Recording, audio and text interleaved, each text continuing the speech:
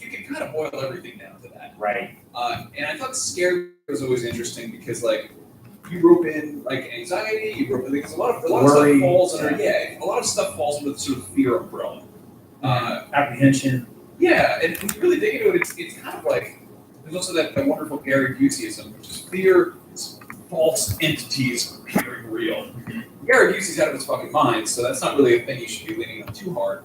But like it's this kind of like vestigial instinct we have. Yeah, I mean, I feel like Gary Busey's like fearlessness bordered on recklessness, which effectively just justified addiction. He's also scary himself. Yes. So like we shouldn't really be citing Gary Busey too much, really for any reason. That's okay. I don't know. I remember his acronym for fear. So I think what the interesting thing about fear to me is that primarily in my life, it's been something that's like held me back from doing stuff that I wanted to do more of, or maybe not do things entirely, and then getting over those things for a very long time. Next to impossible. When I was a little kid, I went to Germany with my parents, and we went on this like mountain hike. And the way I remember this mountain hike was like basically like we would climb at the top of this mountain. I don't know who gave it to me though. It just appeared in my house. No rail on the left side, and when we got to the very top of the mountain, there was an ice cave. It's a real thing where there was a guy who had frozen to death in this cave, and we got very, very high on the mountain. And somebody had a dog, and it was like, I believe it was a German Shepherd, even though we were I doubt it. Kind of cartoonish. And it barked at me, and I leaned back, and my dad grabbed my arm, and I felt like I was going to fall off the mountain. And so, from age like 8 until like age maybe 16, These are hard to get I out. was mildly afraid of dogs. Just not like when I saw small ones, I'd be okay, but I was always like apprehensive around them. I would kind of be like, okay. They can kill you, they can bite you, they can eat you. No, the camera makes it look like really weird. I don't know why that is. Yeah, we spent way too much time together, and like, there's all sorts of shit I know about you. The couch is like dark blue. No, not even. Like, I'm sure if I change it. Yeah. And I know you told me about a nightmare you had about a wolf. Yeah. It's just weird with the color for some reason. I don't know why it's doing that. Everything else seems fine. So it was. I fucking guessed it, dude. I was, and then we had 3 cats growing up. That And was my other clue. Yeah. Cats. And I moved to New York City for college, and I was just like, I want to get a pet. For some odd reason, by then, my roommate at the time was like, we should get a dog, which is a weird thing to do with somebody that. And so me and the roommate had a falling out, crazy, and I ended up with a German Shepherd, which is ironic after all that. And I completely got over the fear immediately, and now I'm really not afraid of them at all. I mean, I'm still a little bit like, there's just dogs out there that can terrify you. So I try to figure out like what got to the point where I overcame this fear. And I think it was a combination of time and also exposure. And that is, to me, the 2 big tenets of taking something that you're terrified of and attacking it head on. I think there's an interesting, like, time and exposure are obviously, that's a great way to overcome fears. I think if there's time with a lack of exposure, it makes the fear a lot stronger. Yeah. I love how you're like, yeah, as a child, I was scared of dogs. As a child, I was scared of the Fluke Man from the X-Files episode Host, which is like a toilet mummy. Yep. And I was like, I kept like putting that off. And you were there. I actually wound up having a bunch of friends over and finally watching that episode because I was like 30 years old. And I'm like, I'm still scared of this thing. I need to get over my fear. Well, and that was weird because I was almost like group therapy in party format where you were sitting there and you were talking about it. And I think one of us was just like, oh, it's not that bad. Put it on. And you're like, really? Yeah. And you were like, not like really on the verge of tears, but you were kind of welling up a little bit, or at least just like tensing up a lot. And then you put it on and you were like, oh, so that's not as bad as I thought. As a kid, I was also really scared of like the xenomorph aliens. Yes. I think I saw a trailer for Alien 3 on TV when I was a kid. Actually, no, this is the funniest thing. When I was probably 5. You should just watch me instead of studying. You'll learn a lot more. 4 or 5. We were coming out of a movie and I saw the poster with the big spiral alien logo. And I was like, Mommy, what's that movie about? Alien 3. And she's like, how do I explain this horrifying scenario to this child that I'm talking? And she goes, it's about somebody who swallows an apple seed and a tree grows in their tummy. And that actually scared me even more than what the alien would have been. But I was like curious about it because obviously there's this kind of like, there's this enticing thing about fear. That's why people watch horror movies. There's something about it where you're like I want to look, but I do want to look. And then I found out what the fucking alien was. It's much more terrifying than an apple tree growing in your stomach. That would be like a Cronenberg movie. Yeah. And then the toys came out. And my friend growing up had like the gorilla alien, and I would go over to his house and he would hide it around places to fuck with me. Like he would put it like on like the edge of this like bathroom counter, and I'd be like, I gotta go pee, and I'd go in the bathroom, oh, get the fuck out of here! Like I'd be scared of it. And then gradually, I went from being like terrified of the aliens to really liking them. And the same thing kind of happened with that fucking X-Files Fluke mummy, where I like. It still startles me. I think it showed up in my video on the other day, and I recoiled from my computer. It's great monster design. I like it doesn't elicit an immediate response. I fucking love monsters, which is an odd kind of almost rebellion because when I was a kid, I was scared of lots of fake shit. Well, when you had an actual experience with a dog, it made you like a little bit, You and I talk a lot about movies, just through fun and through work and stuff like that. But you probably 3 years ago. You were like, I don't really watch scary stuff. That's what you said. You said, I don't watch scary movies. Yeah. And then I don't know what happened because that's not an issue for you anymore. I think you just jumped head on. I still fucking hate jump scares. Yeah. And I hate audio cues that are scary. Like not even a jump scare, but when the stinger is like, you're like that's just a noise that makes me like react like in a sort of visceral fashion. And like I like a good monster. I don't like it when it's cheap horror. I don't like it not like budget wise. Cheap horror is great budget wise, but like when it's like I hate I don't know, like The Grudge or The Ring, where it's like take something incredibly mundane and like harmless, like a kid, like an Asian child or a doll. Yeah, and they're like, ooh, it's spooky now, and I'm like, that's a kid with hair in the face, and it's like it's not interesting. They just subvert the fuck out of it, which. To some people, that's more scary because it is familiar. Well, I think that's a big part of fear is the realization that it's not actually anything near what your brain is telling you. Like I did this thing just the other night, and this is something that 10-year-olds do. But hanging on the back of my bedroom door is it's basically we have like a small, tiny bathrobe for babies now. So when we give our daughter a bath. It's like the small, like bathrobe. Yeah, it's like a baby bathrobe, and it's like terry cloth, and it's got little ears on the top, like a little bear.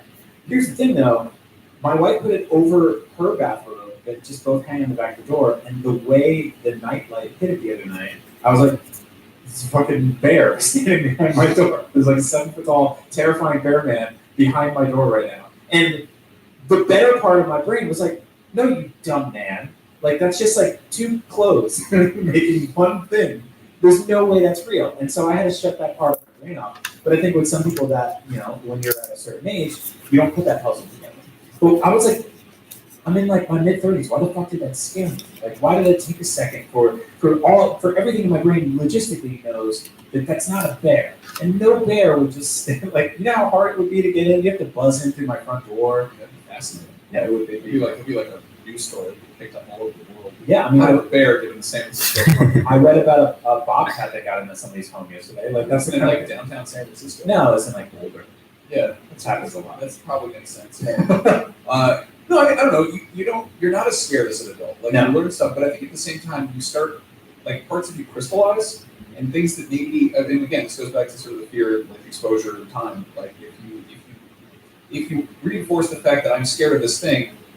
And over time, you become more scared of that thing almost. Yeah. We actually, I just got married, and I think since the last episode, really.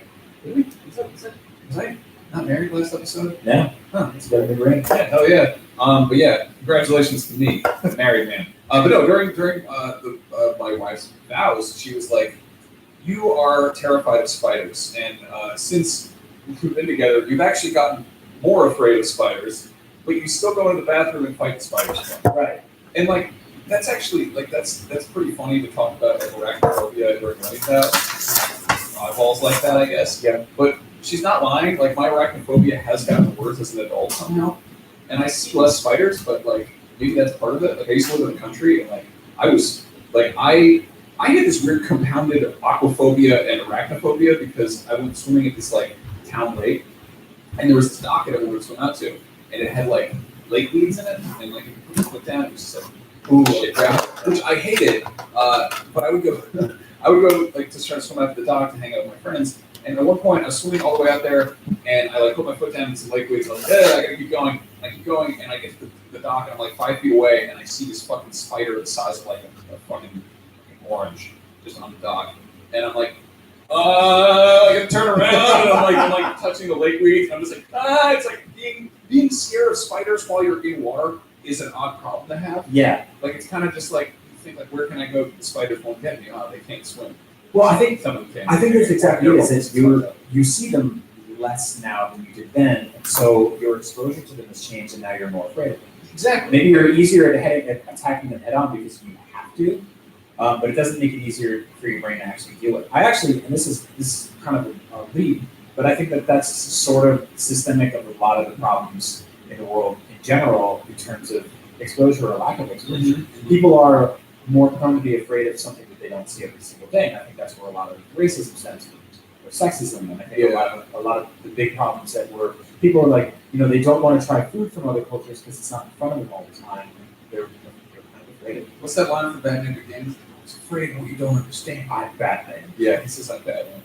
I don't know, but that was like, I don't know, if you want to dig into, see, want to watch an educational film about fear, Batman Begins is a good one. Yeah. The thing is, he has to like get high on like Himalayan like fear flowers or Yeah. whatever, and he fights ninjas while he's high as shit. The scarecrow water paste or whatever it's called.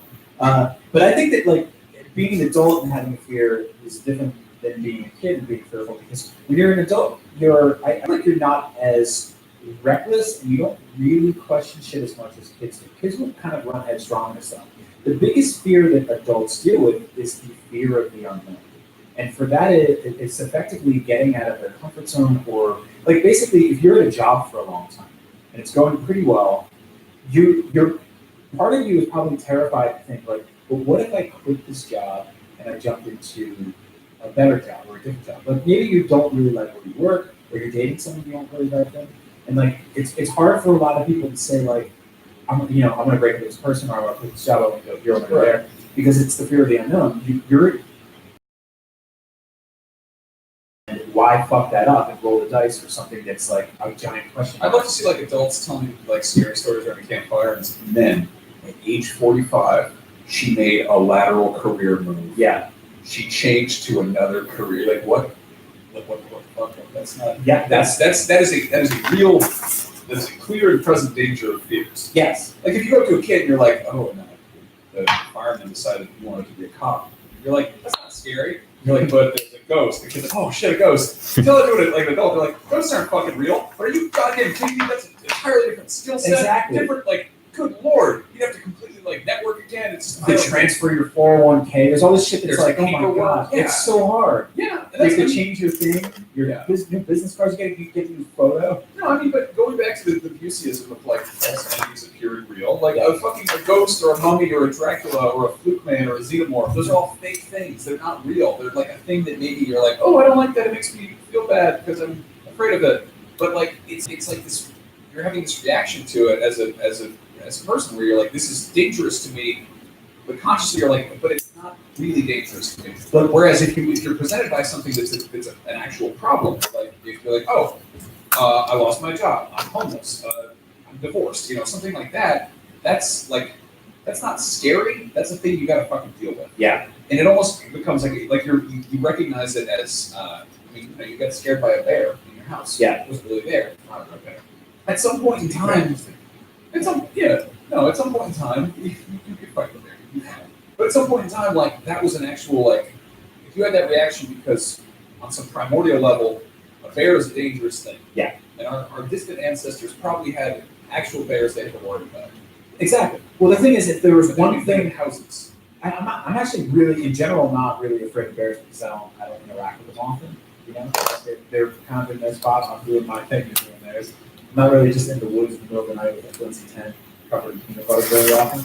But the number one thing I was afraid of when I was younger, the number one thing was teenagers, because they were like super kids and lawless adults at the same time. It was basically big kids, but they dressed like they were adult-sized children, and they could sort of like exist within, outside of the walls of the foundation of society. There's no laws, reckless. Everyone hates teenagers. Yeah. Teenagers hate teenagers. Adults hate teenagers. Children hate teenagers. Yep. Teenagers are just like they should all be in the woods. They should be with the bears. Yeah, The peanut butter. teenagers versus bears. All my fears in one spot. Give them a dog and just put it away. No, like that's like I remember being a kid and there was like teenagers down the block and like the DMX like shit, Right. here he comes, like go Yeah. go away, it's a big They're kid. fucking gangs of rolling gangs of bullies. They're figuring out how to be human beings. Yeah, and they hate themselves, so they're taking all their aggression out of you. Yeah. And how do you overcome the fear of teenagers? You just become one day. I see that's the thing is I don't think anyone ever stops being scared of teenagers. Because Okay. now I see teenagers and I'm like, fuck, I'm uncool. Like I'm an adult now, like I'm old. Oh no, they're gonna judge me, their youth's gonna end, but then at the same time There's also, a couple years in your 20s when you can be like, I'm not afraid of teenagers anymore because I've beaten them. And then you hit your 30s. What are you talking about? Yeah. Yeah, and then you hit your 30s and all of a sudden you're like, I don't like those teenagers anymore. They steal stuff, they're vandals, they might take my job because they're quicker and smarter than me. Like, they're terrifying, you know? Yeah. That's probably the biggest threat. I mean, teenagers are honestly, as far as like careers go, I think we get bullied by more teenagers on a daily basis than most people do. Oh, yeah. Like we produce internet videos, we get all kinds of teenagers up in our shit, being mean to us. Like, I feel like it's like that and customer service where teenagers are like gonna give you a hard time. Exactly. Yeah. That sucks. Yeah. I don't know. Like I don't know. Maybe like cops are the enemy of the teen. Like the cop is the natural predator of the teenager. They'll come in and be like, "What are you doing here?" And kids are like, "Nothing." I think we both just told a bunch of teenagers that they're still afraid of teenagers. They know. Look at. They know. smell fear. We're going to the yard and made a video called Fear. Like, yeah, we're scared of things. But I think that like one of the big things that I was, that I was afraid of in the last year was obviously having a kid, and that's been really funny to sort of look back on because it's a series of incremental moments that I'm like, there's no way we'll be able to do this. I'm terrified of it. I'm losing sleep, and then you just do it, and it just happens. A lot of it just happens with time. Like it's sort of like when you're worried about how Christmas is going to go. I mean, or Thanksgiving. I'm going to go to this person's house, this whole family, and then it's the day after, and then you're not worried anymore. It just passes. Yeah, I mean, again, I would put that almost in like the anxiety, concern, worry category rather than full-blown fear. Like fear is like I don't know. It's one thing I think is really interesting. And you touched on this for a second.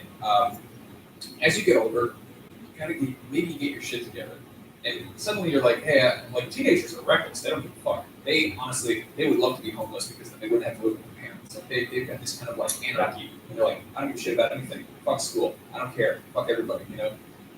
When you're an adult, you're like, actually, no, I don't think we should fuck everybody. I've gotten my shit together. Like, you've got a kid. I got a house. I'm married. Like, you get to a point, you're like, hey, things are all right. And you're like, I'm not gonna do the things like I'm not gonna go cliff jumping. Are you out of your mind? I can hurt my back. Like, I would throw it all away.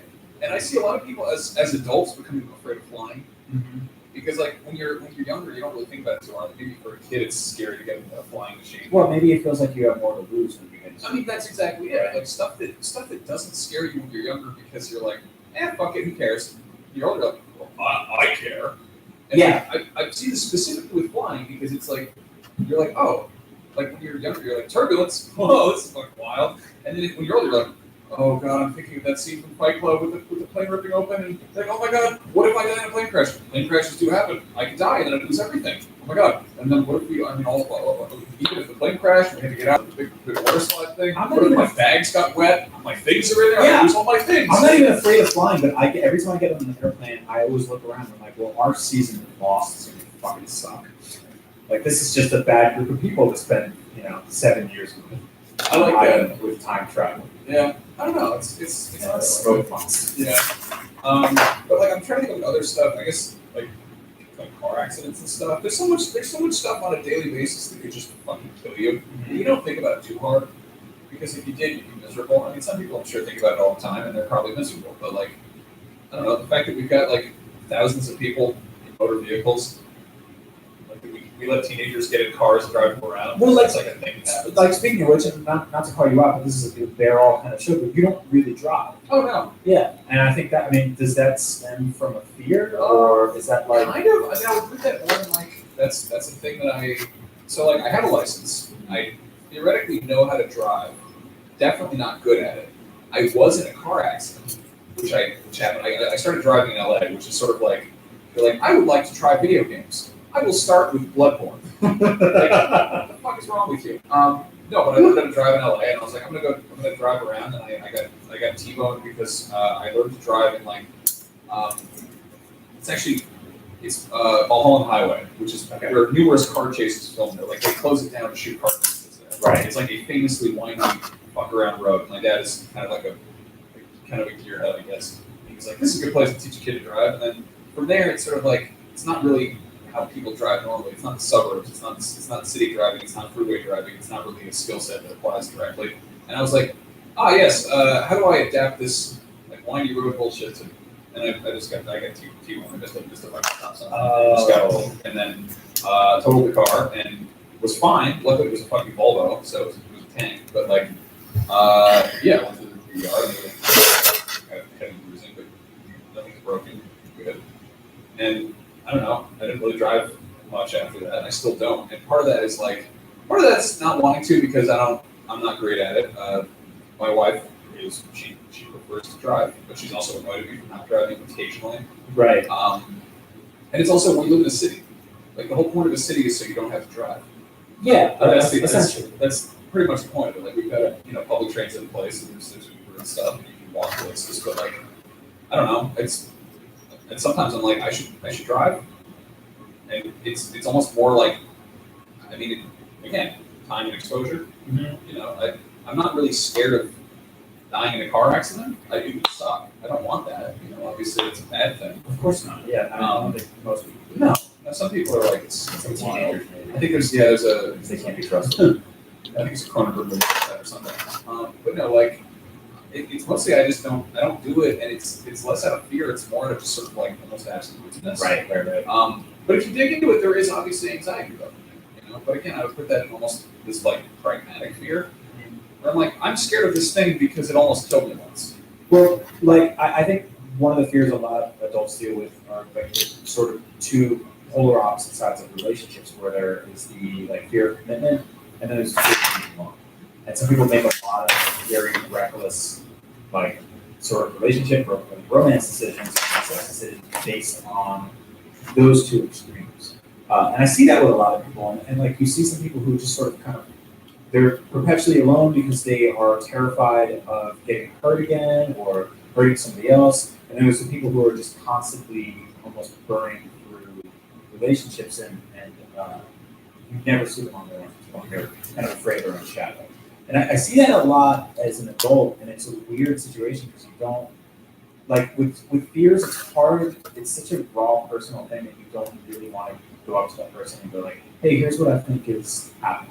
It's really hard to give advice in situations like that. Yeah, I mean, it's hilarious how much we're scared of people. I mean, obviously there's plenty of reasons for that. There's also terrifying predatory assets out there, but like, in terms of like basic human interaction, like, here's a person who likes me, who I like. Can we coexist peacefully? Right. Can we be romantic at all? Like, can I bear myself to this person? And then, a lot of people are scared of that. And if one person is scared of it, it's going to fuck up for both people. But it's like, I don't know, it's not going to kill you. No. It's just as the same way people treat like allergies, where they have one bad reaction once and they go, I can't do that for the rest of my life. Whereas I think our bodies are a little more susceptible. Like if you're allergic to peanut butter and you have peanut butter and your entire body blows up, then yeah, you should stop having it. But if you have a bad relationship with somebody, it doesn't mean that every relationship is going to do that. You're not necessarily going to have that. And so I know people who are like, they've been through the hurt of getting dumped, and I've been there before. And there was like, when my first relationship ended after a long time, I was like, I can't ever do this again. Like, I'm just going to be this like solo dude. I'm just going to focus on my career, blah, blah, blah, this and this. And like little by little, I warmed up to the idea of it. And like that person wasn't, went through that whole cycle. Sure. That's a big part of it is sort of putting yourself in situations that could potentially go bad. Because otherwise you're basically just like some bubble boy. Yeah. You're like nothing can ever really I mean, you avoid these scenarios constantly and perpetually because there's a potential that percentage of the outcome could be negative. There's that line in Love Actually where like this is like one fast. It's just like fuck you. Yeah. And I feel like the same applies to sort of like being scared, being shell shocked. It's like it's obviously being like saying something like, "Hey, calm down, don't worry about it," is the most fucking counterintuitive thing in the world. Because anytime you say that to somebody, they're like, "I'm not calm.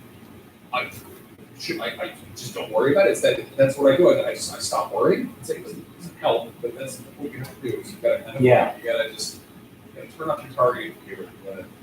Exactly. Blow up that fucking Death Star. Yeah, and I think that same thing. Close your eyes like it's fine. I think it harbors almost like a sense of xenophobia with a lot of people too, where they are terrified of leaving their comfort zone. They are terrified of leaving their town or their state. Like in America, we have an issue with xenophobia a lot. Right? We're seeing it more and more, and I think some of that is magnified by the fact that we don't give people enough money to travel. We don't give people enough time to travel. We don't get days off. People, even if you give them 2 weeks paid vacation a year, they might not use it because they're worried about disappointing their coworkers. There's this unspoken sort of guilt that gets carried by people at their jobs and in their industries where they go like, I feel bad if I let these people down, and if I take too many days off of work, like I'm afraid that I'll lose my job. And it's like you have a system in place where that should be okay. Sure. And so people get terrified to leave, and they don't go anywhere, and then we start to become afraid of the places that we don't visit and the people that live in them.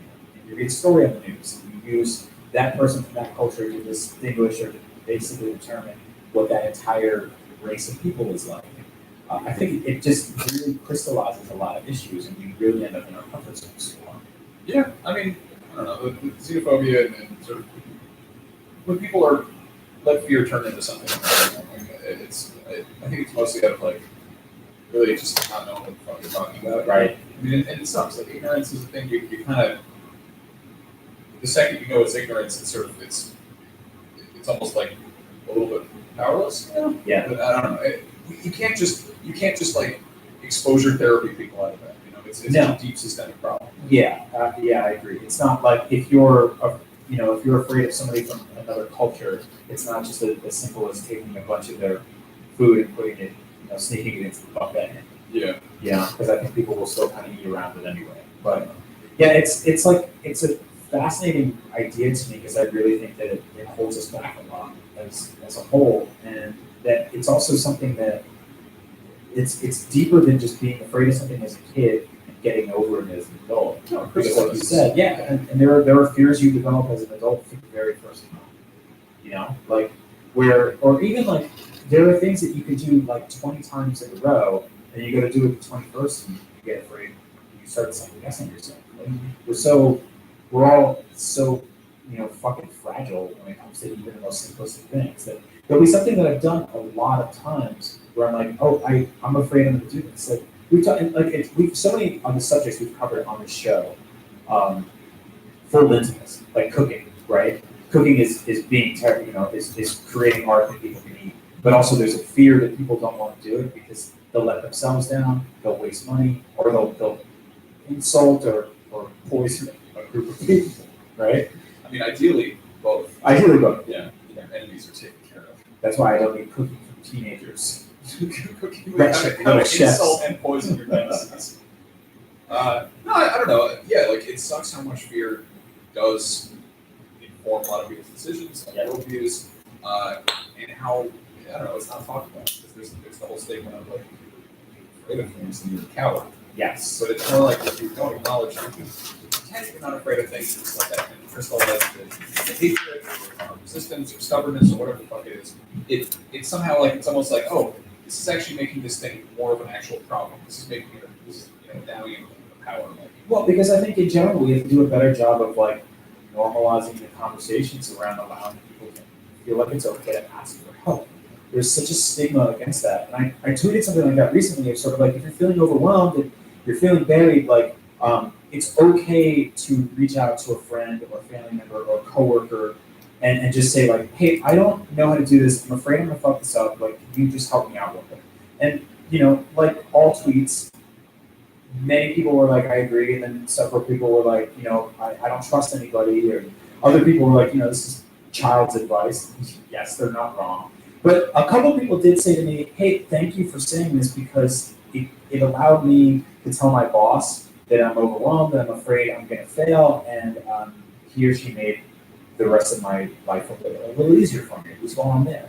I mean, the cool thing about that is if you ask for help, if you say, shit, I'm in a bad situation with your boss, you're like, I need help. If your boss is like, get the fuck over it, you pussy. And your boss is an asshole. Yeah. And you It's have not just your problem, it's also their fault. right. And now you created a Now you're not just overwhelmed, you're angry. yeah, and You can do something with that rage. you've justified an exit You're strategy. gonna go on fucking Craigslist Exactly. and look for another job. Because your boss is a fucking asshole. I didn't know where the crisis thing was going to go. I thought you go on there and kill someone. You head else. over to Oh, God. gigs, you go to adult gigs, and you find yourself a webcam. I don't think that really. I don't think you need a webcam to go on Craigslist. Again, I'm married, I don't know what I'm talking about here. Yeah, it is. When you are afraid of something, it is okay to reach out and ask for help. And we do live in a society where we are constantly belittling people for having feelings of any kind. I think that's one of the big impetuses behind us creating an adult show about feelings. Yeah. Is that I do want to sort of normalize the conversations around that. I do want people to feel like it's okay to talk about shit that isn't really talked about. Yeah. Yeah. But fear is definitely something. It is a driving motivator for some people, but it's also something you really have to be able to spec. So if it is fucking with you, and it's hurting you, or it's holding you back, and it's sort of like petrifying you in one spot, and you feel frozen, talk to somebody. And if every single person in your life laughs in your face, that's not a problem with You're your just question slow. or your actions. It needs it. There's a shitty group of people around you. And then there is a chance that can get better too. Yeah, I mean, we're all awful. We're all these like weird fingered animals that live on a fucking planet together, and there's too many of us, and we're just making it all worse. And we talk to each other. Like, the fact that so many problems come from the fact that human beings can talk to each other. Yeah. I mean, we'd just be like weird, awful animals if we couldn't. But here we are with these like these talking wands, and we like look at each other, and we have like a machine we talk into, and we just have this thing. And like, end of the day, we're all just gonna die. We're all gonna we're gonna die. We're gonna go on the ground. And that's it. Like we're skeletons covered in meat on a rock hurtling through space. It's really, what are you afraid of? The actual end result, the inevitability of it all, is the worst case scenario. So just everything in the interim, like fill in the blanks with the best stuff you can, and just really, don't be scared of other people. Like don't be scared of spiders unless they're the Australian ones that can run faster than you and will kill you. That's actually I found out that they had to ban an episode of Peppa Pig in Australia because they said that spiders are your friends or something. And they're like, but actually, no, here you don't do that. Did they say that on the show? They had an episode that was like, don't be scared of spiders. They can't hurt you. It's not a big deal. In Australia, they're like, no, actually, this one will make your blood fall out of your body. It runs faster than a car. It's fireproof. Good God. That's horrible. Yeah. Yeah, I'm ready to go to Australia. Yeah, exactly. Yeah, I mostly just. I mean, it's kind of a big challenge because you got to get on a plane for a while. Yeah. The plane has like more time to crash Yeah. on that trip there. It's like 70 hours. Yeah. And you land, there's like the Tasmanian devil. The and team from animals everywhere. Inception might steal your thoughts while you're on the plane. Like you don't know what's going on there. Then again, we live in America, in states that are countries that are constantly trying to kill us. You sound like the president. I We know. live in America. We do. Countries and states. Plus, it's like statistically, we're actually safer leaving. Yeah. It's good to get out for a while. Yeah, that's the weird thing is we're like Australia, they have fire and snakes, and then like I don't know, my friend Alana moved here from Australia, and she's like, I'm legitimately scared of being shot. I'm like, Yeah, that's true. That is well, they don't definitely make spider-proof vests. Think about it. true. That's true. And they don't make guns that shoot spiders. Okay, I gotta ask you this: what were you scared of that wasn't realistic? What was your bullshit fear? There was it was a swamp basically, but there was a pool, an outdoor public pool in my town that a friend of mine who had 9 toes at a birthday party told me that he got one of his toes bit by a snapping turtle that lived in the bottom of this. And this thing was so entrenched in like foggy goose shit, this pool, that you couldn't really see if there was anything in there. So you go in there and you put your hand down and you're like, it's gone. And so the idea of like mucking around in this pool and all of a sudden a snapping turtle would eat one of your toes fucking terrified me. I don't want to lose a toe to a snapping turtle. To this day, I'm not entirely convinced But there isn't one there. It actually would be a great place for a snapping turtle to live. There could be a snapping turtle there. Probably is. I went to summer camp and they went out of their way to scare the shit out of kids. Like I don't know why. It like sucks. You're like away from home for the first time and they're like, hey, but not only are you away from home at night, the hatchet man comes out. So get some sleep. But tomorrow morning, wake up ass early because we're going kayaking in the lake where the fucking lockjaw the turtle lives. Oh my god. So they were like, go in the water. There's a turtle there and we'll bite you. It's 100 pounds. It's terrifying. But also, time to tell scary stories about the hatchet man. These are fucking adults who just tell you this shit. And I was like, what? Is the hatchet man a real dude? Fuck no. It's a fucking spooky story for Halloween time. It's There wasn't like a local guy that hatched it? No. I know there usually is. I went back and as an adult, I was like, oh shit, there were numerous sex offenders in my town. Yeah. I should have been scared of that shit. I think there was the guy who like worked at the corner store or whatever. My mom was like, don't be like too friendly with him. And I was like, huh? Why? Didn't think anything of it. But yeah, I shouldn't go out in the woods because there could be like murderers about. My schools growing up in New Jersey, we got a letter probably every year and a half about a flasher. And it was always the same. It was always the same thing. It was just like this 2-paragraph letter. You could tell it was written by a dude who was like, I got this fucking flasher letter again. So everybody, this sucks. They'd be like, hey, just a heads up. There's a guy with like a sports coat, and he would just he's flashing again. So we saw him yesterday around 2:45. Yeah, he was just like, that's what they were writing, sports coat. I'm like, who is that? Like a varsity jacket? Like one with the leather fins and the sleeves. I think so, yeah. Like a well-read flasher. It's not even like I thought like a trench coat. Just an intellectual with his dick out. Yeah, like if you open up the coat. He looks like an adjunct professor, but he has his genitals exposed. Right. So be careful. And so they would write this letter, and they were like, "Oh, there's a flasher. He did some flashing yesterday, and it's not great. So just stay away from anyone you see. It's not someone you know forever until you die." And we'd be like, "Okay, that's great, but I'm less afraid of this dude than I am of that snapping turtle." That was a real thing. They said real letters. No one ever saw the snapping turtle. The dude who I knew who was missing a toe was born like that, and he told me that like a year later at a different birthday party. And he had like weird shoes and everything like that. But like, the snapping turtle was not real. It's safe for problems. Your toes are actually really important. You want to answer? That's a different episode. We'll do a show about toes. Like one toe isn't that big of a deal. It was a big deal. Was it a big toe? Yeah.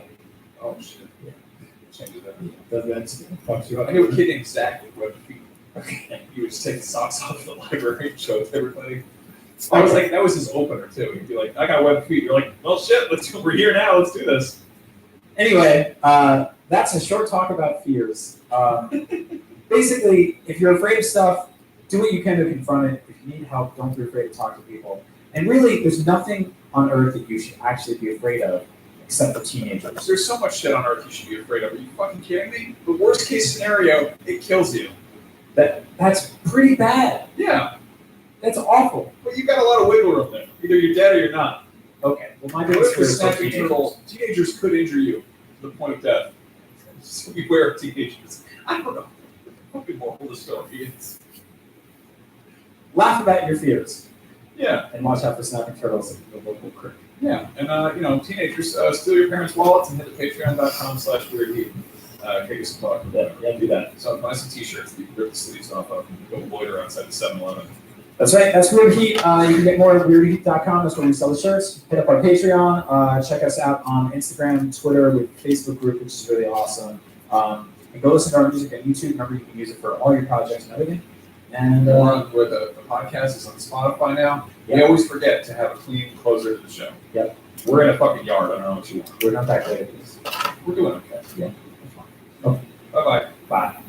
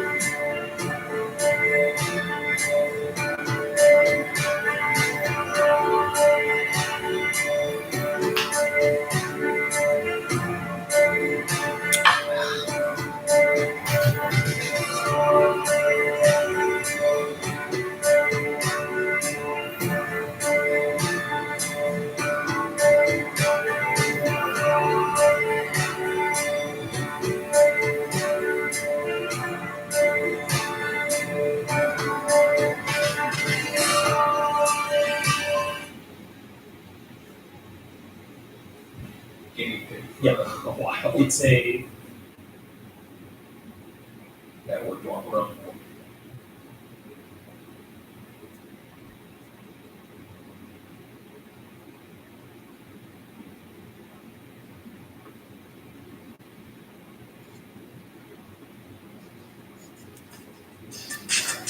Hello and welcome to Weird Heat, a show where I, Brian Altano, and my good friend Max Scoville talk about one word for a little bit of time. Yes, we've tried to find a good way of describing the show succinctly, and we have failed numerous times. But today we're going to be talking about moving. Yes. The process of taking all of your things and going from one building to a different building for a long period of time, which is called living there. Or some of your things. Sometimes you can't move everything. Yeah, that's a problem. Sometimes you have to move for reasons you're not in control of. Other times you do it, I guess, because you feel like it. Yeah. Sometimes you don't want to be where you are anymore, and sometimes somebody else is like, you can't be here. Brian, do you like to move? Do you like moving houses, going from one place to the next? Is that a fun experience? I think, like most people, I have a very complicated relationship with moving because I went most of my life without moving for as long as I can remember. And then I moved to California. Well, I did a couple moves before then, but when I moved to California, that was the most significant move of my life. But then after that, I feel like I had to move like 4 times in 9-10 years, which is a lot of times to move because every time you do that, you pick up some things and you lose some things in the process. Moving, the actual concept of moving is exciting, but the physical sort of activity of moving sucks. Yeah, I think for the most part, it's sort of like a very painful thing that isn't fun to do, but usually it's a good thing. Mm-hmm. Usually, at the very least, you get to go to a new place, which is sort of interesting and exciting. Yeah. I fucking hate moving. I hate it so much. I think I have PTSD from moving too much. Really? Yeah. No, I moved a ton as a kid. That's one of those things. Whenever you say that, somebody jumps in and they're like, "Oh yeah, well my dad was in the army. I was never in the same house for more than 20 minutes." You know, like it was, My dad was a Highlander. Yeah, exactly. We were time travelers. And then, some people also lived in their cars. So obviously, worldviews change. Yes. We moved. So I was born in France. Didn't stay there for too long. I think I moved to the States when I was less than a year old. But again, that was the sort of first move before really even aware of it happening. And then I think from that point forward until I was 14, we moved about once every year and a half or so. I lived in Massachusetts for a little while, then moved to, when I was 8, I moved to Connecticut. I moved to towns, that's the real fucker, is when you have to entirely uproot and change your friend group. And it totally throws a monkey wrench in developmentally because you don't have a chance to you're just getting the hang of how to have a human relationship with somebody. Yeah, there's a kind of large swath in the early parts of your life, somewhere between, I would say, like 6 and 20.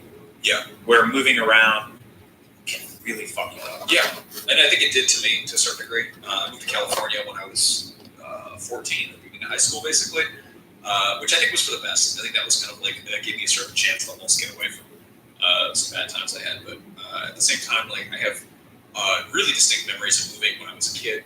I have a specific memory that makes me think of moving. It is like one of the more upsetting things in my head. It's like a first world problem, obviously, but we moved during Christmas one year, which was really horrible. Like that was just I think I was probably 6 or 7, and we moved and this was really weird. We moved like a few blocks. Like we were living in Cambridge, Massachusetts at the time, it's a city outside Boston, and we moved, like I think it was literally a block away, and I remember having a Lego set that I just got for Christmas, and I hadn't even fully built it, and it was one of those like Technic sets where you can build like 3 different construction things, and a bunch of like yellow bricks and like gears and stuff, and I remember having the tray, and it was full of all these little tiny important parts, these things that were very precious to me. And I was like, I need to assemble these, and I need to build something using these pieces. And we had movers going around the house and like knocking shit over and carrying boxes and moving furniture. And the front door was open. We had a cat that was an inside cat at the time. I think it got out like 3 times over the course of moving. And I remember distinctly holding this tray of parts, and I don't actually remember if this happened or not, but being utterly terrified that I was going to drop these little tiny gears into a heat register, like a big, like grate floor, right? And then the feeling of like getting to this other house and just sort of like not knowing where anything was, and just this feeling of having a bunch of people, like parts kind of rattling around in this sort of exposed, unprotected box. And it's just, I mean, I feel like that's such a perfect sort of like allegory for what's painful about moving. Yes. Is you lose things, and it's chaos. Things disappear in the process, or you specifically say goodbye to them outright because you know they won't fit where you go. And they don't get a chance to travel with you. I grew up kind of like terrified of the idea of stuff like that, because my mom came to America when she was 16, and she came here with like basically one suitcase. So she took everything she ever had in her life. At 16, like when I was 16, I didn't want to go on vacation with my parents because I was like, I have a girlfriend in high school, and like things are going really well. You know, if I go away for a week, what if we break up? Shit like that. Yeah, because your worldview is tiny. You think it's everything. So she came here when she was 16, and she left everything that she had for the first decade and a half of her life. And she packed up two suitcases. She got in a boat. She came to America. And from then on, we could never have a garage sale growing up or anything like that, because I'd be like, let's lug a bunch of shit out to the driveway and sell it. And my mom would be like, okay. And then we'd go to do that, and she'd be like, no, not that, because she wanted to hold on to stuff. She never became a hoarder or anything like that, but that's how you see that mentality develop, is people who don't have a lot of space for stuff suddenly do get that space, and they fill it with things, and they never want to get rid of it. I was born in Secaucus, New Jersey, and a year later I moved to Italy.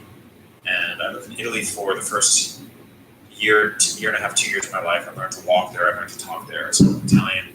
And then my dad got a teaching job there. And then we moved back to Jersey City, New Jersey, where I lived until I was 5. And then I moved to northern New Jersey, where I lived until I was 16, 17. And then I moved to New York City for 5 years, moved back to New Jersey, and then moved to San Francisco. So across the entire country. And when I moved to San Francisco, it was my first like really big significant move. When I moved from New Jersey to New York City, I moved into a dorm room on Lexington Avenue in Manhattan that was basically like a rundown old hotel. My dorm room was the size of whatever bathroom you have in your home. Just picture the smallest room in your home. That's how big my dorm room was. It was a bunk bed with no bottom bunk, because that's where you were supposed to put like a chair and a TV and just sit. And so you slept half a foot from the ceiling, and then you had a bathroom and a closet, and that was it. It's so tiny. I could picture it perfectly in my head because it's so small. And I'd have to do my painting in it. My paintings were like 50-inch canvases that I would nail to one side of the wall, wrap around to the bathroom door, and basically mount on the inside of the bathroom and have to paint in a half circle. And when I moved there, I didn't bring much because I didn't have much. And I didn't know what to move with, because for the first time ever, people who I'd never seen before were going to see who I was. That's such a like a special thing, is the first time you have control of your own space. Like, it's not you're creating your first home. You know, it's not even a home. It's something kind of transitional about a dorm room or whatever. I had a friend who bought. He got drunk in college and pulled out like a bag of Ninja Turtle toys he had under his bed. And half of us were like, awesome, and the other half were like, what the fuck is wrong with this guy? Like, he brought his childhood toys to college. You're supposed to leave those behind. And so I didn't know. You know, like I had my own room back home, but like I didn't have. Girls didn't come over and check it out. You know, I had a girlford at the time. Yeah, and there's also sort of that, you can always sort of blame it on your parents. Yeah. You know? Like there's that joke in what is it, Grandma's Boy, where Nick Swartzen kept talking about his parents as his roommates. Yeah. It's like, yeah, my roommates, that's their furniture, and it's like it's your mom's. Like, shut up. Yeah, and so I took a bunch of stuff and I threw it in a box, and I got to New York City, and then I had a dollar store around the corner, and that's where I bought like, you know, picture frames and like plates and some other crap, you know, whatever else I needed. I didn't even really have room for plates because it was such a small room. And then I moved back to New Jersey, but my biggest move ever was across the country from New Jersey to San Francisco. And when I did that, I remember being like, this is a great opportunity for me to shed basically decades of shit that I don't need anymore. And also to kind of not necessarily become a new person, but to basically refocus who I was, how I was defined by my belongings. And I was like, you know, I have walls of video games, books, and I have like an arcade cabinet. And none of those can come with me. So I asked my friend, like he worked at my friend worked at a fragrance distribution factory. That's a hard word to say. And he was like, I have some boxes for you if you need to move. I was like, sure. So he got me 8 boxes that were like this big by this big. And I fit everything I could possibly travel with into those 8 boxes. I put my life in those 8 boxes and I brought them to UPS. And I filled a backpack and a suitcase with clothes, and I got on the plane and I went to California with a one-way ticket. And I had an apartment that I had picked out beforehand, and I showed up to get to the apartment and it was completely empty. And then the next day, one of the boxes showed up and I opened it up, and it was, because I was an idiot, it was a coffee pot and all of my socks. And the coffee pot had exploded in travels and just got glass everywhere. So now I had basically glass socks. So I took the first box and I threw it in the trash because I was like, I can't save these socks. I don't want to like find a shard and get a Bruce Willis thing going on, Die Hard. So I threw out box number 1. Boxes, 2 through 8 showed up sporadically over the course of the next 2.5, 3 weeks. I had like an air mattress. I had, we had, what was it? They let us, Will Tuttle, who was my boss at the time at GameSpy, let us borrow a 32-inch television from work, and he had an extra PS3 because I worked at IGN. And the only games that he had on hand was he had like, it was like NHL 2009 or something like that, and then whatever Call of Duty game was at the time. So we came home and we basically, me and my roommate just had like, I had no clothes, I had no nothing to basically sleep on. I slept on like an air mattress on the floor, and I had a PS3 with 2 games, and that was it. I had moved. Yeah, and I was in California. I did it. I was here.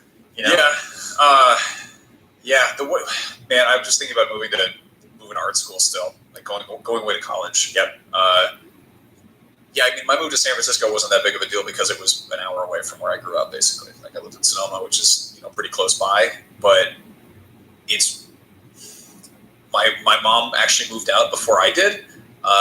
Right before I went away to college, she decided to go live in a Zen monastery, practice Buddhism, and she was like, "Hey, can you find some place to live for the summer? I'm gonna take off." And so I had to do 2 moves in one summer before starting college, which it's amazing. I didn't finish college. Imagine that. Yep.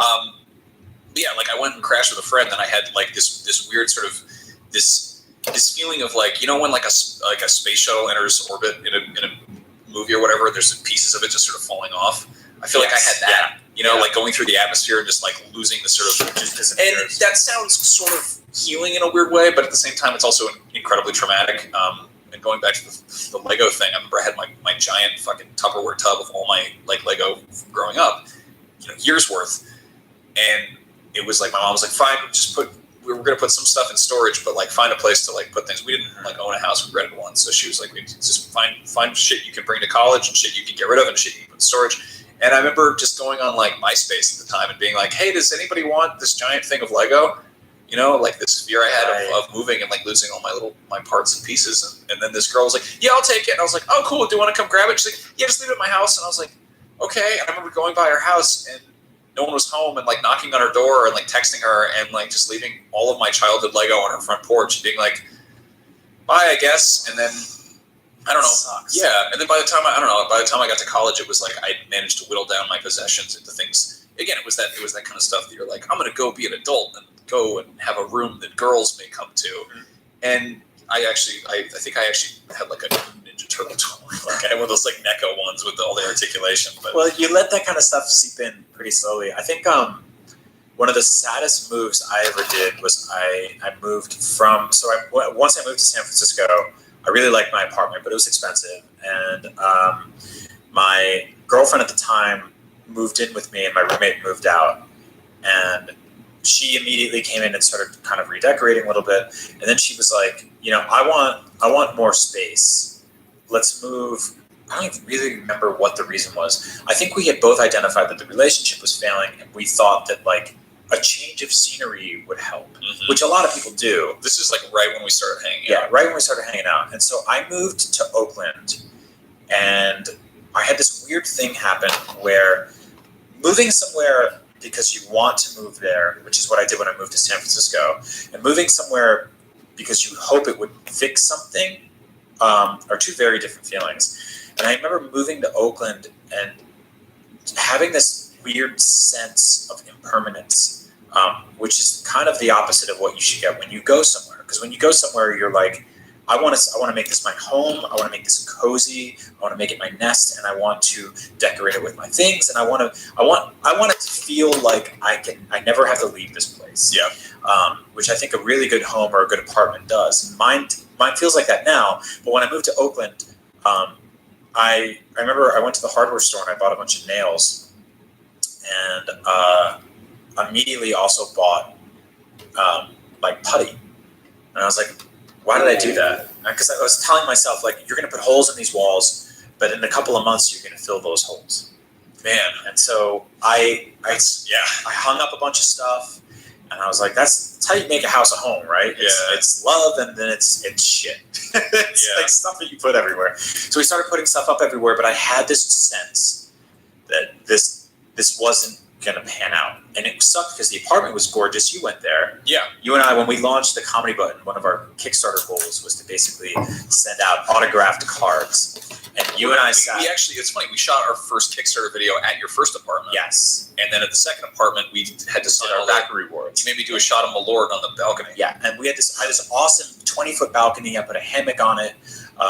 It felt surreal. It had this picturesque view of San Francisco, which was both awesome, but also constantly reminded me that I wasn't there anymore.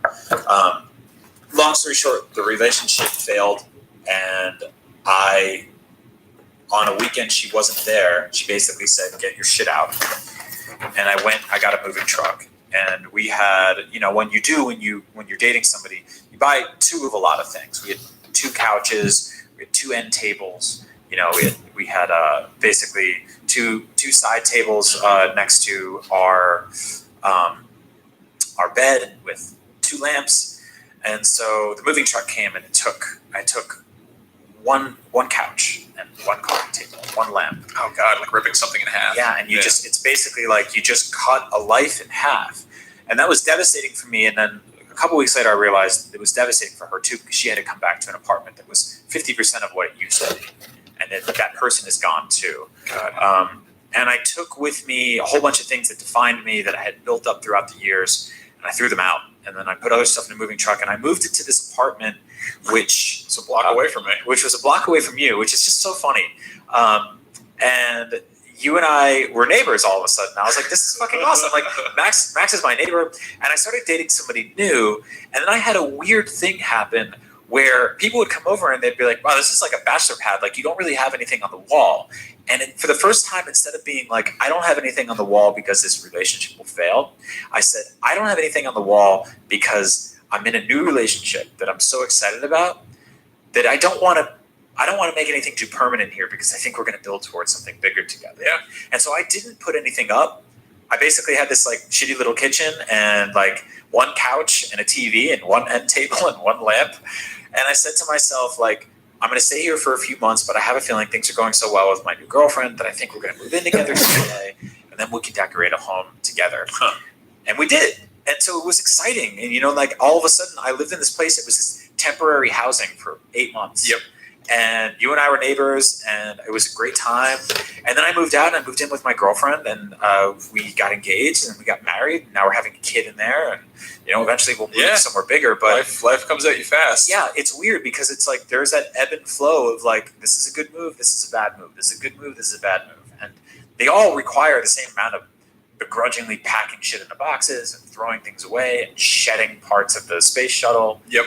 But you Yeah, I always mean, end up somewhere new. It's funny, like my relationship with my fiance, we've lived together for the bulk of it. Like, a lot of people kind of like, you're like, oh, you got to work up to that. It's a big step. We kind of just, it's a San Francisco marriage. You just kind of like, you collide and you're like, well, rent's exorbitant. So like, let's get one apartment together. Let's shack up. Yeah, and for those that don't know, that's a saying for basically people who, in your case, is a great thing because you guys loved each other. But some people stay together in relationships for a very long time because moving is so expensive. Yeah. Right? So they're just basically they're trapped. Yeah. I think we've built something good together though. I met Jen when she was finishing up college, and I was like basically crashing on a friend's. I was effectively homeless for a couple of years. Like I was just kind of crashing places, and not really having, I don't know, when you're not on a lease or anything, it's kind of scary to be sort of like between the cracks like that. And I just had shitty part-time jobs or temp work or whatever. And then I met her, and she was moving to San Francisco for grad school, and was like, "Hey, you want to keep hanging out?" And I was like, "Yeah, I guess." She let me crash in her dorm room a bunch, and I did. Until one night, apparently her roommate wasn't cool with it, and instead of like telling me that, she told the front desk security guard that. So one night I kind of came home and was like, they were like, you can't go upstairs, and I was like, can I get my phone charger? And then we actually shortly after that found our first apartment together, which was like one of those big old sort of Victorian San Francisco houses that got chopped up and turned into little apartments. I don't think I had never been in that one. You never right? saw that one, thank God. That was one of the most hellish places I've ever lived in. Really? Like many apartments. Because of the building or because you guys were young? A little bit of both. It was mostly the building though. We were on the second or third floor. I couldn't even tell. It was like a haunted house. And it was like one bedroom that had been chopped up into sort of a studio apartment. But the building was literally rotten. Like we had slow internet. We called like the DSL guys, and they came and they were like, yeah, the wires are rotting. And we're like, can you put in new wires? They were like, no, this building is 170 years old or something. And we're like, okay, never mind. And the night before I went to E3 for the first time, the big video game trade show, my first big, huge work trip, the night before that happened, it started raining. And it started pouring rain, like really just pissing down rain. And we were on the second floor. I don't know how this happened exactly. Something broke in the roof, and it started flooding our kitchen. Like buckets, and like literally I had to take a giant, I think it was a 60 gallon plastic bucket, and I had to put it by the window and take our shower curtain from the bathroom and like pin it up to the ceiling so that it would funnel all this water into this giant bucket. And I had to get up through the course of the night and empty the bucket 4 times. So 120 gallons of water at least pouring into our kitchen. And then from that point forward, and again, I don't know how this happened because we weren't on the top floor. There were 2 stories above us, so something broke in like the gutters or something. And then in the months that followed, I don't even know how long we were there. In the months that followed, the wall started rotting. So you could go up and you could poke your finger into the fucking drywall and it would just crumble like cheese. And it was, again, that was like, I think it was like $900 a month, right? Because that's San Francisco and that's cheap. And thank God we got out of there. We found another place. It was like, that was the apartment you saw. That was like this, it was an actual human beings could live here kind of place. And we were like, oh my God, this is like a normal apartment that you're not afraid is going to collapse on you, So that was a very good move. And there's also a weird thing that happens. There's kind of the kind of contraction and expansion of your personal sort of detritus, because when you move into a tiny apartment like that, or a dorm room, or something small, you have to get rid of stuff because of physical limitations of space. But then again, when you move into a larger place with a significant other, for instance, you're like, hey, we've got room for 2 couches. We've got extra shit. We can get more stuff. From the second apartment, we had to move back into another tiny little apartment that was made from a part of a Victorian house that was chopped up, and it had like no storage. It's like when they say, like fish grow to the size of their tanks, basically. Exactly, yeah. And then from there, we somehow fit everything in there, and then from there, we managed to buy a house, which is where we are now, which is like, weirdly enough, the problem there was we had gotten rid of all of our stuff that we used to sort of like spread out across this large apartment, and then suddenly we're in a little tiny thing, and then we didn't have enough stuff. Not stuff. We had way too much stuff. We didn't have like furniture. We didn't have things you use to put in a home to make it feel like people live there. Mm-hmm. So for a while we had like, we had like 1 couch in, we were in like this big living room. And it's a great problem to have. It's like a wonderful, that's something I'm trying to identify as I get older, is not like first world problems, but like this is a good challenge. Yeah, it's a good problem. This is a positive scenario that could be improved through actions that I'm taking Yes. and annoyed by. But yeah, like to be like, oh, we don't like we're moving. We've got all this crap and all this stuff, and we've got to find places for it to live in the new house. And that's sort of that's the bittersweet part of moving is like you have all your stuff and you got to reconfigure it. Yeah, well, because I think it's part of it is space, and then part of it is who do I want to be when I get there. Exactly. Yeah. Which is kind of scary, Like I think that was we talked about cooking in our last episode, but I think it's part of it too. Is this sort of when you have we have a small fridge in our apartment, and it's interesting because it forces us to make a lot of very smart decisions in terms of what food we buy and what food we don't. I love kimchi. I don't like Costco love kimchi. Yeah. Where I walk in and I'm like, they sell it in things that are 1.5 feet tall and 1.5 feet wide, and they look like basketballs full of but I don't get those things. But now, like in the place I am now, I get to decide basically what works and what doesn't based on the space I have. And I noticed I did a micro move recently because we have a kid on the way, and that forced us to sort of move within our own confines already. That's like a really interesting thing because you didn't move, you reconfigured. Yeah. Effectively, the kid's moving. Yeah, the kid's moving it. Yeah. Yeah. And so when she shows up, she has no idea what it used to look like or what it could have looked like had she never existed. I didn't even have my own office, but I had this triangular desk that fit in the corner of my bedroom, and it was basically an office space. You could close the door to the bedroom and you could work in it. And I moved all that into the living room, and I had to get a smaller desk. And I started thinking to myself, like, I can't fit everything I need here. And so I bought risers. And if you're a patron of this show, I put a whole gallery up of it just because I was just like, it's funny, like, to think how much creativity I can pull out of this very small space. And I moved into the living room, and I built in the same way they do in cities. I built upwards. Instead of out, I basically went vertical because I was like, I don't have any more horizontal space to my left and right. So I put these kind of like these little risers down, and I have a keyboard and I have a turntable underneath, and I can pull them out and use them both or push them both back in. And so you have this sort of like very modular nature to it all. And that was something that we had to decide to do. Even the crib we bought is one that can kind of like fold up and collapse. Yeah. Go into collapse is a bad word to use to describe a crib, but it can move into the living room if we need to. So all of the purchasing decisions become modular based on the space that you're using. But eventually, we're going to buy a house and we're going to move into something bigger, and we're going to have all those same problems.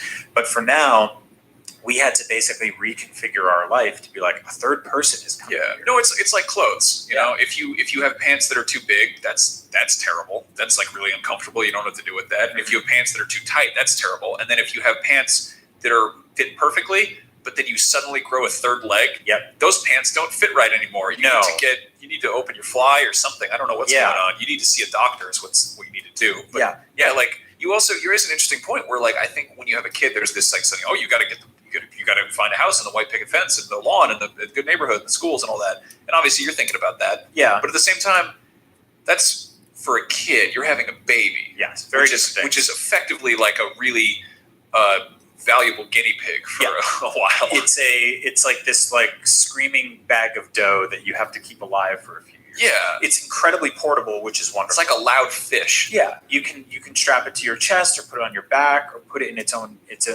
bag in the car and stuff like that and drive it around. Can you imagine what like apartments for babies would look like if they actually made them? Yeah, exactly. I mean, that's like when you see like Looney Tunes and there's like the mouse runs into the hole in the wall and he's got like his sardine bed and like his little everything. He's got his little home. There's like the rich baby who lives in a refrigerator box or whatever. Yeah, exactly. Yeah. And so like I think that's like the really interesting thing is now I have to make the decisions about moving from room to room, and then in 2 years I'm going to make the decisions of my personal belongings based on how quickly she can open them or reach them or eat them or grab them, you know? And so that gets all very difficult. But I think that like within the sort of confines of that, something I like to do a few times a year, even though I'm not moving anymore, and I think this might be a habit from having moved 3 or 4 times in 8 or 9 years, is that I go through all my stuff and I go, do I still need this? And I get rid of stuff I don't need anymore. I bring it to Salvation Army, or I donate it, or I sell it.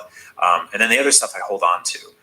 And part of me does that because it's good to do that. Because if something doesn't bring you joy anymore and you're not using it, give it to somebody who can use it. But the other part of me is thinking this is going to make it easier for when I move. Because when I do, that's one less box to pack up. Yeah, I think you're really good at that. I think you're good at adapting to your space. I have like so much weird shit. I have I don't know where it is. It's floating around here somewhere. I have my 5th grade English class like journal. Like I have a binder from 5th grade English class, which is like a stupid thing to have when you're 31 years old. Yeah, until you show it to Ryan Reynolds. Exactly. On the red carpet. I got to do that where I like had my book report about Deadpool, and I showed that at the and people were like, why do you have that? Yep. And I was like, well, funny story, single child, only mom. You know. Well, there's a couple of things I've held on to for a very long time because only of that. child, single mom. Yeah. I was thinking about that because my brother moved to New York City about 2 years before I moved to San Francisco. And our moves were so completely different because he is 45 minutes from the house that he grew up in. And so he was able to keep so much stuff there. And he still has so many things there. Like he got a bunch of like baby gifts for the baby shower when he had a kid. And a lot of them he could kind of just keep at my parents' house because one day he'll need them and he'll go get them in the meantime. But he lives in a 1 bedroom in New York City, and so he has to make spatial decisions there. But when I moved to San Francisco, I didn't really get to keep 1 foot into the old world. And every now and then, actually, it's weird. I try to do this every single time I take a plane back to New Jersey. I rummage through my childhood shit, and I grab one thing that I didn't have with me, and I bring it back. So my move has technically been 9 years long. Yeah, like when I was, you still keep stuff over there. You got your records and stuff, right? Yeah, my records are still there. Yeah. But the thing is, like, if somebody went and got rid of them all, I wouldn't be devastated by it because the idea of bringing them out here over the course of the next 10 years, 20 in a suitcase each time, is daunting and just way too much. But I was there a couple years ago and we found this, I tweeted it a while back. It was like all these drawings I did of all the characters from Return of the Jedi when I was like 12. Yeah. And we took it and my wife brought it to San Francisco and we got it, and she framed it for me for Christmas and put it on the wall of our bedroom. And that's gonna be a weird thing to explain to my kids someday. Like, why does Daddy have drawings of like Rhodians? If she knows that word, I'm doing something right. I think she'll understand. She will. Yeah. But so I had to leave a lot in New Jersey, but I still have the option to go back and get some of it. You don't.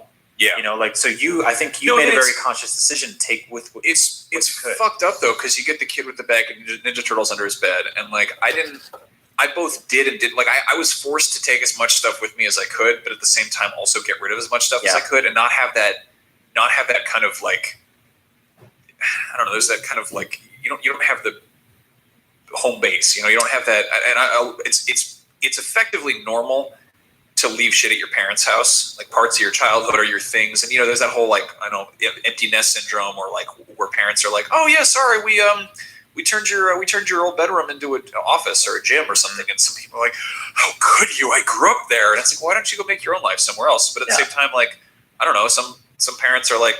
Some kids are cool with it, Some parents are like, "Hey, you're gone. This is our house. Like, bye. Sorry." There is a small part of it that it's weird because I was like, you grow up relying on your parents and stuff like that, and I think the only thing that I rely on my dad for right now is his HBO Go password. That's great. It's like I have $14 a month. I could spring that myself, but he has one for me, so that's fine. But there is also the idea that if I fail as an adult, if everything goes horrible for me, I always have that safety net of getting on that plane, booking that one-way trip back to New Jersey, moving back into my parents' basement, and taking down the stuff that they turned to make it their place over the last few years, and making it mine again. Putting my Star Wars posters back on the wall and all that shit. Yeah. So that's kind of weird because I have that safety net forever. Where a lot of people who do a one-way move don't necessarily have that. No, and I think there's something very key about moving towards something or moving away from something, like are you motivated out of fear or out of necessity or ambition, Mm-hmm. And I think that there's a certain level of like, do you have confidence in the thing that you're doing? Like I'm incredibly jealous that you have like a parents' house full of old stuff. You know, that there's that kind of, it's like having a backup save almost. You know, it's like you've got you've got stuff on a hard drive somewhere. It's like that's a really good way of putting it. Yeah, and I don't know. Like, I wonder what my life would be like if I had that. You know, if I'd had that kind of like that. I mean, safety net is exactly the right word.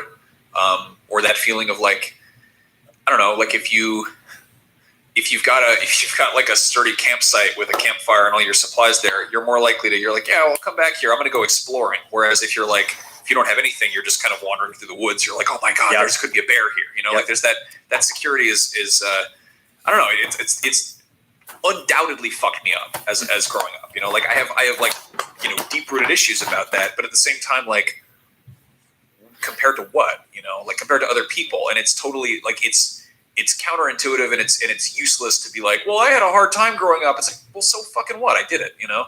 I'm here, I survived. So like, I try to sort of like process that and move past it. But at the same time, I mean, everyone gets dealt a different hand, you know. And there's plenty of people out there who've had it much worse than me. There are people who have never moved once.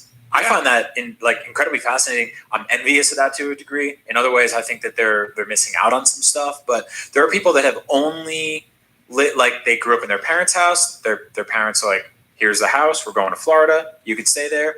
And then they just get to stay there forever. They never really go in. I mean, they do micro moving, which is vacations. Yeah, you know? And is that are they happier? Maybe. Are they more secure? Like, is it like, I think of sort of confidence as being like, if you have the security of like something to fall back on, but still the urge to kind of like, you know, I'm going to move to the big city and pursue things. You have this kind of luxury of being able to fuck up, and you've got something to fall back on. You know, I mean, I met my dad when I was 20, and it's really weird because he's got a house, and he's like, you're welcome anytime. Like, you can come here and crash. And like, I basically, when I dropped out of school, I went and stayed with him. And after a certain point, he's like, all right, get off the couch, like, go get a job, go get an apartment, you know, which I get. But at the same time, like, there's a sort of like etiquette there that I didn't understand. And like the other day, this is exactly how like fucking weird and backwards my brain is. We were booking flights for my honeymoon. And one of the flights we were looking at had like a layover in LA. And I texted my dad, and I was like, hey, we're going to be going to Japan in October. Is it cool if we have a layover if we come and crash with you? And he's like, yes, you fucking idiot. Like, he literally was like, yes, you idiot. And I was like, and afterwards I talked to him. He's like, one, do you think we know what we're doing in October? And two, yes, I'm your dad. You can come and stay with me. But like, in my brain, that's a thing that I should ask for, you know? Because I didn't grow up with that. So I don't know. It's moving's weird, man. It's a horribly stressful thing, but you should probably do it once or twice, you know? Yeah, and I think like if you do it well, it's a good opportunity to shed some layers and also reevaluate who you want to be when you get somewhere, and also a good opportunity to make a nest where you are. I've always said that like I truly feel that there's like a deep connection between your current emotional state and the state of the living conditions around you, and for some people that's impossible to escape, because they're just in a bad, toxic environment. For others, it's as simple as moving the furniture around, cleaning your house. You walk in and all of a sudden things feel new and fresh. Yeah. You know, I spend a lot of time thinking about how human beings are animals, and you think about stuff that happens to animals and sort of how, like, you look at like rescue dogs, and you see like one of those photos where it's like, we found this dog and he was eating diaper shit. He was covered in bees, and he had broken glass in his face, and then they like do like the after photo, and they're like, we cut all the shit out of his hair and gave him a bath and like pet him and fed him, and it's like a totally different it's like visibly a happier dog. And like, you have that with human beings too. He's not like snarling at a highway anymore. Yeah, like it just doesn't look like it's made out of paper mache or whatever. But like, I don't know, you get that with human beings on a much more like, you know, granular scale. If you ever had even like house cats moving to a new place, like you're supposed to like start them out in one room and let them adjust, and then they kind of come out and they get the sense of it. And like, I've had my cat for, I don't know, like eight years or something. And we've always had her with like a litter box, and she was an indoor cat when we had apartments in the city. We've had this house for over 3 years now, and she just started going to the bathroom outside. Wow. And it's like, we're so proud of her. Like, I think she's like losing her teeth and she's getting senile, but at the same time, we're like, holy shit, we don't have to change the cat box as much. If she's going outside to pee, great job, kitty, good job, you did a good thing. And like, that's all, like, that is like, weird warped cat psychology that I'm not fully equipped to handle. But that stuff scales. No, it totally does. If you want to understand a very rudimentary, sort of fundamental realization that people have when they move into a new place, and you want to use an animal for an example, on top of cats, like open the door for a dog and let a dog into a room he's never been into before, and he is scared and excited and running in circles and barking at things and smelling everything. And when you move with it, like when I moved with a dog once, and when you do that, it's like it's fucking intense because they don't know what's what. Nothing is where it used to be, and all their spatial recognition of the environment has been remixed. Yeah. You know, like that's the other thing. Like there's that sort of remix aspect of it, is taking everything you have already, arranging it in a different way, and being like remix. Yeah. And the dog's like, what the fuck is that? No, I mean the thing about moving is that there's something in it that is like primordial. Like we were initially a hunter-gatherer species, and then gradually the idea of settling down, like 11,000 years ago, suddenly became like, oh, that makes sense. Maybe we should do that. But at the same time, like, I feel like being sedentary is the root of a lot of problems. Yes, I think for a long time people moved in packs, and there'd be a guy who was really good at building like this shed or whatever that they would sleep in the night, the hut. Yeah. And then eventually he was probably like, I don't want to do this. I'm just gonna make a real good one, and let's stay here for like until it gets cold. Well, that's such a funny thing to think about. Is the first guy who was like, hey, what if we didn't just like follow these woolly mammoths around? What if we like made like some sort of permanent tent? Mm-hmm. People were like, what are you gonna do? Fucking eat shit you find on the ground that's there somehow? You're like, well, yeah. What if we put shit in the ground and it grew? You're like, oh, what if you planted? So I don't know. We're getting in the weeds literally here, but we were basically nomadic at some point. Yeah, and in many ways we still are. So yeah, no, there's that very sort of primordial like thing about that. Where moving, packing up all your shit, getting out of there. So yeah, tell us about moving. Tell us about your moves. Were they good? Were they bad? Use the comments or write at us. You know how to find us by now. Weird Heat is a show that you can support on Patreon. That is the best way to ensure that we keep doing it for as long as we can. And we really, really love doing it. So thank you so much for listening. So go to patreon.com/weirdheat. You can also get the show on YouTube, where we add, it's a full video show. We put up our full song so you can hear the beginning and end of every episode. Every episode gets its own specific song. We're also on every podcast platform in the world. You can find us on Facebook. We're on Twitter at Weird Heat, on Instagram at Weird Heat. It's incredibly difficult to cast such a wide net. Where can I find this? Everywhere, inconsistently. Yes, exactly. So we try to poke in a little bit on all those platforms, but if we're not, just give us a little nudge and be like, use that Instagram one. We will. Thank you so much for listening to our show, and I hope you enjoyed it, and I hope you don't have to move for a while, because it's kind of a pain in the ass, but Lord, yes, if you do, maybe, try to make the best of it. Be excited. All right. Get rid of those Ninja Scrolls toys, except for the really good ones, like the Rapid Michelangelo. That's great. That one's good. The Rat King. He's a cat for a belt. What the fuck's wrong with that guy? Mutagen Man. That guy should move out of the Guts sewer. floating around his body. Yeah. Good times. Definitely. Mutagen Man. Moving.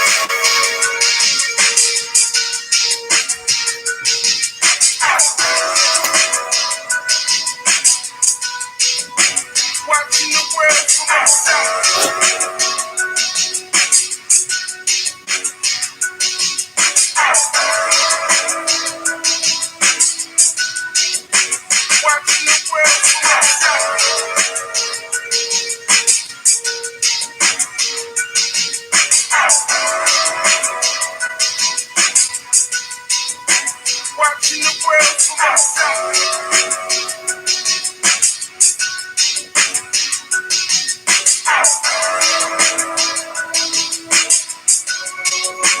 Watching the world for myself.